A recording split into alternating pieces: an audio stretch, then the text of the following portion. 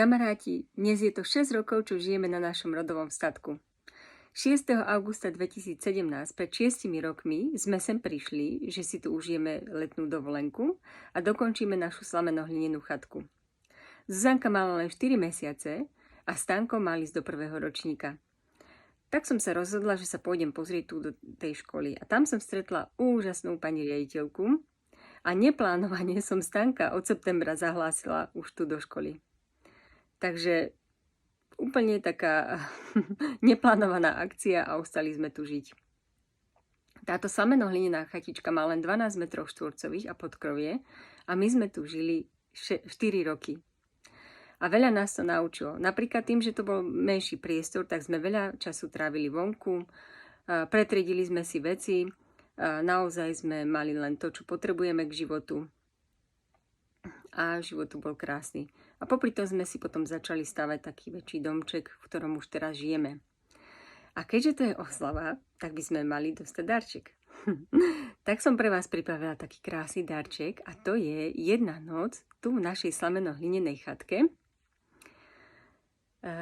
Kedykoľvek.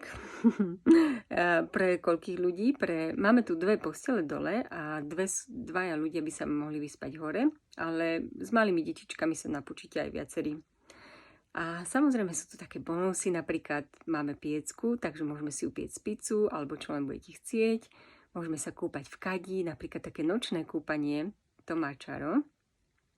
Ale najviac, čo vám môžem ponúknuť, je ukázať vám náš rodový statok, poprechádzať sa, porozprávať sa a možno práve teba inšpirujem, motivujem k tomu, aby si išiel tvoriť svoj priestor lásky, vytvoriť svoj rodový statok.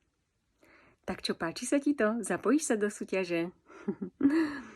Čo treba urobiť? Takže po toto video dajte do komentu odpoveď na otázku.